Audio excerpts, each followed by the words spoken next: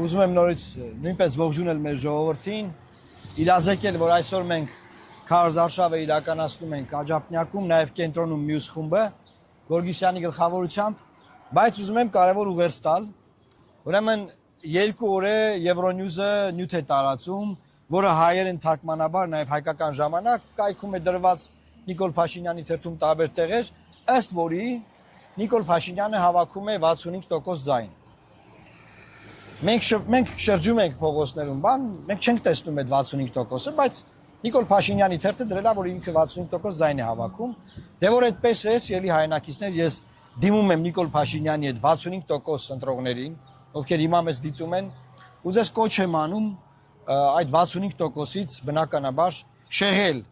մի 20%, 30% ձայն եւ բաշխել տարբեր ուժերի օգտին։ Այդ 65%-ը քանի որ Նիկոլ Փաշինյանը արդեն հավաքել է,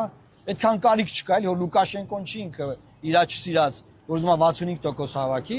բնականաբար ես կոչ եմ անում մեր ժողովրդին, որ երկիրը չդառնա գուբերնիա,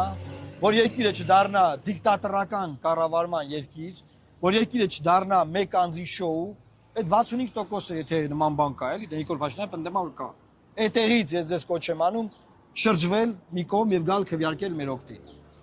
Մոտավորապես նույն ուղերձը կարող եմ հղել Սամվել Կարապետյանի ընտրողներին, նրանք էլ տարածում են, որ 53% ինքն ունի։ Արդեն հաղթել են։ Արդեն հաղթել են, Նիկոլ Փաշինյանը 43, այսինքն ինքը 53, Նիկոլ Փաշինյանը 43, մնացածը չկան։ Չկան ոչ մեկ։ Հա, այդտեղ էլ խնդիր ենք տեսնում, այդտեղ է կարիք չկա այդքան ձեն կենտրոնացնելու, էլի 53% իմաստը որն է։ Այդ ժողովրդին էլ են կոչանում,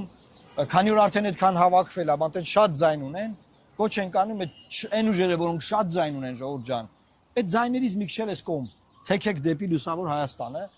որովհետև եթե այդպես անազնիվ խաղա գնում, որ դուք 65% եք, մնացածներն չկան, դե մեր ժողովուրդը իր հետևությունը, իր դատողությունը կանի, որովհետև սա շատ անլուրջ է, սա շատ կեղծ է,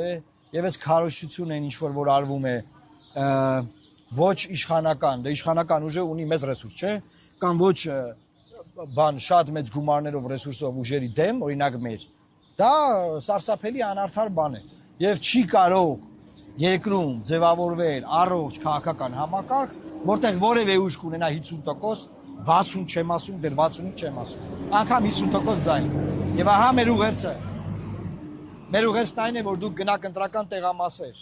եւ ձեր քվեարկությամբ թույլ չտաք, որ որևէ ուժ 50%, 40% անգամ ձայն հավաքի։ Գնացեք ընտրական տեղամաս, վերցեք թիվ 19 քվեաթերթիկը եւ վերջը դրեք այս մեկ անձի, մեկ մարդու շոուի։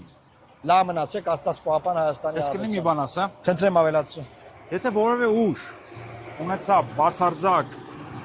եւ անսանձ իշխանություն, կամազեր անցնում։ Եթե որևէ ուժ ունենար բացարձակ եւ անվերահսկելի իշխանություն, արգելի քաղաքացիներ, դες ճղելու են, դες քթերից բերելու են, հատկապես նրանց, ովքեր ընդդիմադիր հայացքներ են ունեցել այս կամ այն թևի նկատմամբ, դες քթերից բերելու են, լինելու են քաղաքական հետապնդումներ, ԱԱԾ-ն մտնելու է ձեր տները, եկեղեցու դեմ բռնությունները սաստկանալու են, ընդդիմադիրներին ծեծելու են, ձեզ ծեծելու են, շատ վատ է լինելու, պետք է լինի վերահսկողություն, պետք է լինի հավասարակշռում եւ